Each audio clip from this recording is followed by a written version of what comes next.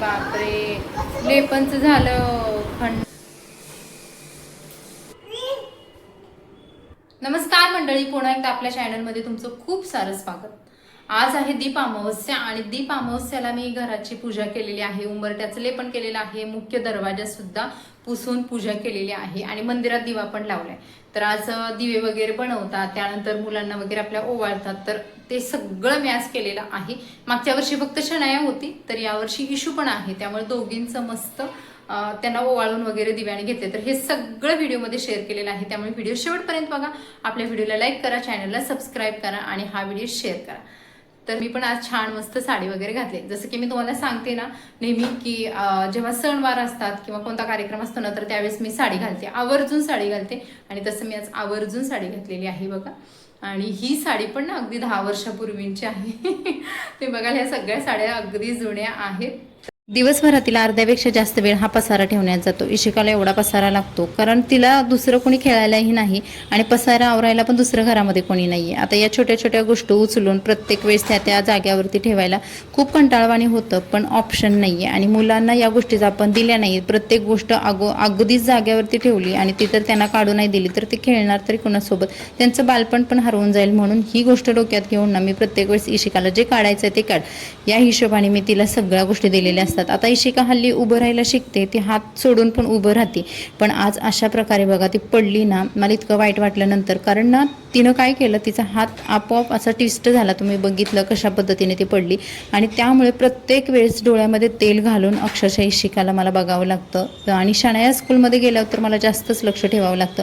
अगदी पाणी पिलं, किचनमध्ये जायचं म्हटलं तरी तिला घेऊन जावं लागतं, कारण लक्ष ठेवणारं दुसरं कोणी नाही आहे. आणि इशिका इतकी कडकडी आहे की तिला प्रत्येक वेळेस प्रत्येक सेकंदाला इशू शांत बस, इशू शांत बस हेच मला सांगावं लागतं. अगदी खाताना सुद्धा बघा तिचं डान्स तरी चालू असतं, काहीतरी ॲक्टिव्हिटी तरी चालू असते. आणि हल्ली ती ग्रिलमध्ये सुद्धा जाते, ग्रिलमध्ये वरती चढते, त्यामुळे मला सारख्या ते जाळे वगैरे बंद करावे लागते. आणि इशिकाशिवाय मजा पण येत नाही, कारण घरामध्ये शनाया जेव्हा पहिली जायची ना स्कूलला, इशू नव्हते त्यावेळेस मी घरामध्ये एकटी असायची. कामं झाले की माझं काहीतरी काम चालू असायचं, मग आपल्या डोक्यामध्ये वेगवेगळे विचार पण असं. आता इशिकामुळे एवढं सगळं बदललं की काम झालं की मोबाईलचं काम आणि मोबाईलचं झालं की इशिका, या सगळ्या गोष्टीमध्ये इतकी बिझी झाले की सध्या खूप बिझी झाली. आणि मला असं वाटत नाही की आपण वेगळं दुसरीकडे कुठेतरी फिरायला जावं, वेगळं काहीतरी करावं, असं खरंच वाटत नाही. हा हे रुटीन व्यवस्थित चालू आहे असं मला सध्या वाटते. इशिकाची पेट पूजा चालू आहे. हल्ली ती थोडीशी सर्दीमुळे आजारी पण होती, पण आता ती नॉर्मल झालेली आहे. मी जास्त तिला काही औषध गोळ्या वगैरे बाहेरच्या देत नाही, तसं पण एखादं दुसरं औषध देते, जे की अस्मिताचे मिस्टर आमचे भाऊजी डॉक्टर आहेत, तर त्यांच्या ॲडवाईसनं एखादा दुसरा आम्ही औषध देतो. पण इशिकाला जास्तीत जास्त नॅचरली कवर करायचा मी प्रयत्न करत असते. दुपारी बघा आमचं अशा पद्धतीने हे खेळणं चालू होतं. आणि आजची आणखी एक गोष्ट म्हणजे दीप अमावस्या आज आहे, ते माझ्या लक्षातच नव्हतं सकाळी, त्यामुळे पूजा पण झालेली नाही आहे, कारण आज सकाळी खूप घाई झाली होती, त्यामुळे पूजा केली नव्हती. मग नंतर माझ्या लक्षात आलं की आज दीप अमावस्या आहे, म्हटलं चला पटापट तयारी करावी, म्हणून साडी पण घातली होती. त्यानंतर कणकीचे दिवे पण बनवायचे होते, म्हणून थोडंसं गव्हाचं पीठ घेतलं, त्याच्यामध्ये गुळाचं पाणी वगैरे घातलं आणि त्याच्यामध्ये भरपूर सारे लोक तूप वगैरे पण घालतात, पण मी नाही, असंच मळालं होतं ते पीठ आणि त्याचे मला दिवे बनवायचे होते. त्यानंतर हातावरती घेऊन मस्त दिवे वगैरे बनवले. आता दीप अमावस्याचं महत्त्व काय आहे ते प्रत्येकाला माहिती आहे, तरीसुद्धा इन शॉर्टमध्ये सांगते. आपल्या घरामध्ये सुख, शांती, समृद्धी राहावी आणि लहान मुलांच्या आयुष्यामध्ये यश मिळावं, त्यांना आरोग्य लाभावं, या भरपूर साऱ्या गोष्टी दीप अमावस्याच्या मागे आहेत. आता आमच्याकडे अमावस्याला नारळ वगैरे पण फोडतात, पण आज खूप लेट झालं होतं आणि आम्ही कधी बाळूमामाचं मंदिर पण आहे इकडे अंबरनाथ, तिथे पण जातो, पण आज ते पॉसिबल नव्हतं कारण माझे मिस्टर संध्याकाळी लेट येणार होते. मग मी कणकीचे दिवे वगैरे बनवायला घेतले. दिव्याला थोडंसं तेल वगैरे लावून नंतर ते वाफवायला ठेवायचे होते. आणि आज जास्त नाही, 5च दिवे बनवणार होते. आणि या सगळ्या गोष्टीमध्ये मला इशिकाला बघत करायचं होतं. माझ्या मैत्रिणीचा मुलगा आहे, तो असतो दिवसा म्हणजे रोज आमच्याकडेच येतो आणि थोड्या वेळासाठी माझ्याकडे असतो तो दुपारचा वगैरे, त्यामुळे त्याच्याकडे थोडंसं टाईम असला की तो इशिकाला बरोबर खेळतो आणि इशिका त्याच्यासोबत पण छान खेळते, त्यामुळे माझा थोडासा तरी टाईम वाचतो. त्यानंतर दिवे वगैरे बनवले आणि असं वाफ द्यायला ठेवले. आता म्हटलं दिवे वाफ घेत आहेत तोपर्यंत आपण दुसरी पण कामं करून घ्यावी, दुसरी तयारी करून घ्यावी. आणि अगदी फुल गॅसवरती मी ठेवले होते कारण मला या गोष्टी सर्व पटपट करायच्या होत्या.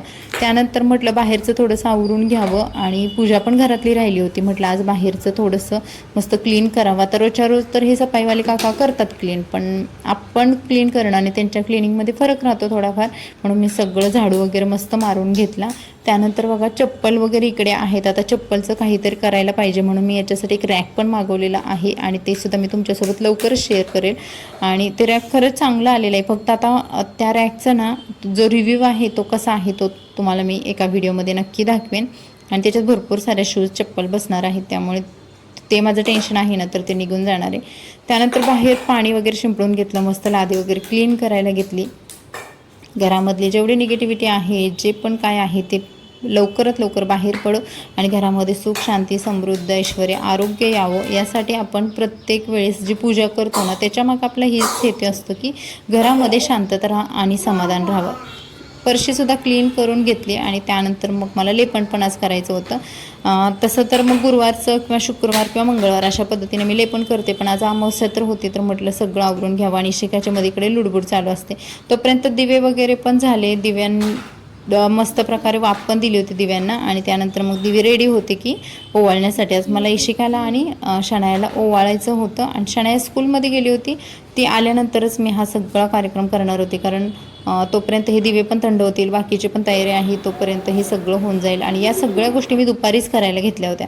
आता लेपण बनवायला मी त्याच्यामध्ये गोमूत्र टाकलं, त्याच्यानंतर त्याच्यामध्ये मग चंदन आहे ते पण टाकलं. आता नेहमी जसं लेपण बनवते मी तुम्हाला दाखवलेलंच आहे की मी लेपण कसं बनवते.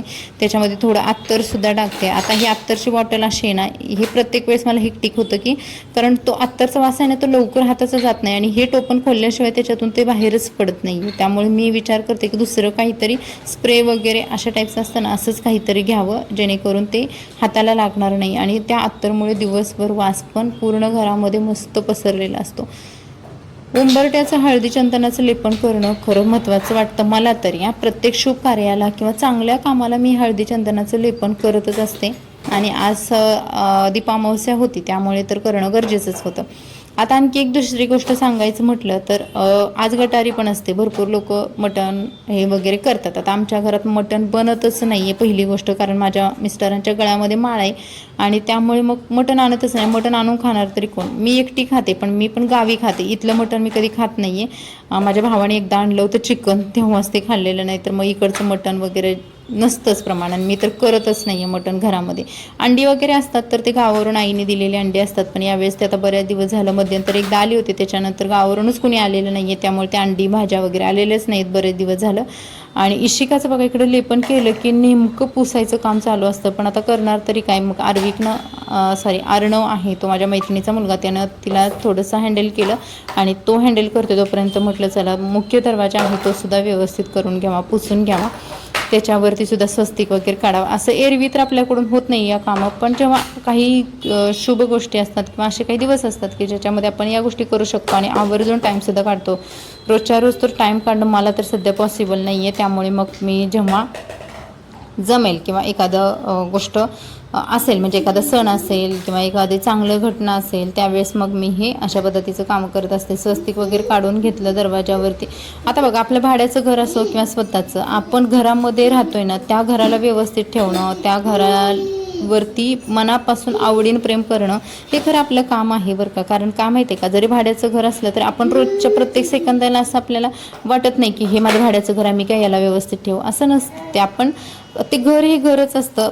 थोडंसं आपल्यामध्ये याच्यात लिमिटेशन येतात भाड्याच्या घरामध्ये आपल्याला, पण त्याच घरावरती सुद्धा आपण जर मनापासून प्रेम केलं तर त्या घराच्या आशीर्वादानं आपलं चांगलं नवीन स्वतःचं घरसुद्धा होऊ शकतं. त्यामुळे मी कधी असं जास्त मानत नाही की नाही आमचं भाड्याचंच घर आहे, भाड्याचंच घर आहे.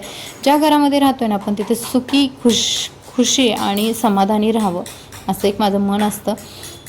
त्यानंतर पूजा वगैरे पण करायला घेतली. घरामध्ये आज सकाळी पूजा केलीच नव्हती, कारण यांना पण टाईम नव्हता आणि मुळात मी सांगितल्याप्रमाणे की आज लक्षातच नव्हतं की आज अमावस्या आहे. त्यानंतर लक्षात आल्यामुळे मग नंतर बाकीच्या सगळ्या गोष्टी करून आज पूजा केलेली आहे. तर एरवी मी काय करते, घरातली पूजा करते आणि त्यानंतर हे लेपण वगैरे करते. आता म्हटलं इशिकाची पण तयारी करून घ्यावी, तोपर्यंत शनाई यायची पण वेळ झाली होती. पण इशिका मॅडमला आमच्या नुसतं खेळायचं असतं आणि आज तिला बघा मी ब्लॅक कलरचा ड्रेस घातला होता. त्यानं माझ्या लक्षात आलं की आज अमावस्या आहे, उगीच घातला ही काळा कलरचा ड्रेस, पण तोपर्यंत तिने इतकं खराब वगैरे करून ठेवलं होतं.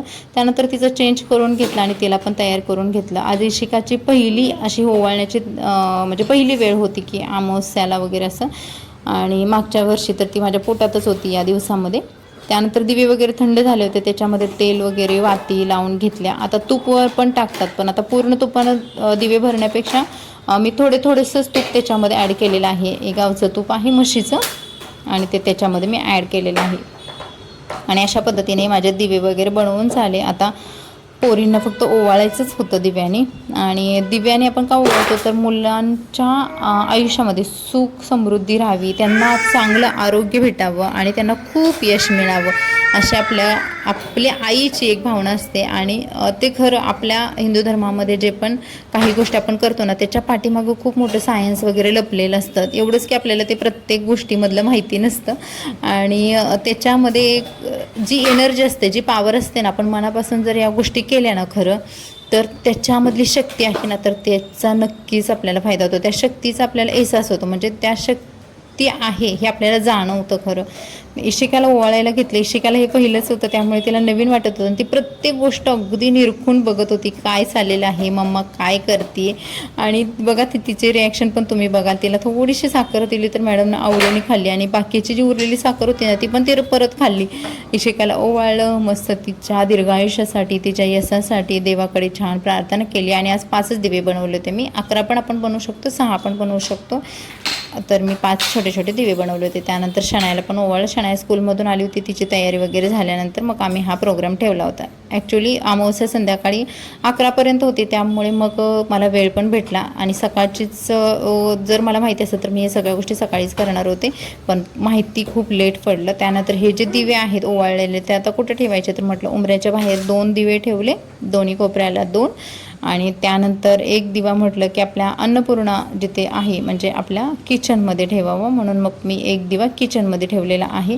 आणि एक दिवा मंदिरासमोर ठेवलेला आहे. आता अगोदरच एक दिवा वात म्हणजे पंथी होती, ती अगोदरच लावलेली होती, पण त्यानंतर जो दिवा आहे तर तो मी दुसरा पण तिथेच ठेवला. मला इशिकाची खूप भीती वाटते, कारण ती ना पटकन पकडते, तिला काही समजत नाही. दुपारी पण तुम्ही बघितलं ना कशी पडली ती, तिचं काही सांगू शकत नाही. तिला इतकं हँडल करावं लागते ना. खरं तर पूजा केल्यानंतर आपण दरवाजा लवकर बंद करत नाही, पण आम्हाला करावंच लागतं, त्याशिवाय ऑप्शन नाही आहे. आणि मी विचार करत होते की बाहेर पण ठेवावं, कारण एक दिवा तुळशीजवळ पण आपण ठेवतो. आता माझ्याकडे तुळस नाही आहे, बाहेर ठेवावा, पण बाहेर ठेवून इशिकाचा हात पटकन तिथे पोहोचतो, म्हणून मी तिथलं कॅन्सल केलं. एक दिवा किचनमध्ये ठेवला आणि एक दिवा आमच्या बेडरूमच्या गॅलरीमध्ये ठेवलेला आहे, जिथे इशिका जाऊ शकत नाही आणि पोहोचू पण शकत नाही तिचा हात. तर अशा पद्धतीने माझी दीप अमावस्या पण झाली आहे. आणि असा होता आपला आजचा ब्लॉग. कसा वाटला कमेंट्समध्ये नक्की सांगा. Like subscribe. भेटून नवीन व्हिडिओमध्ये. मस्त रहा, खुश रहा, एन्जॉय करा. Bye bye.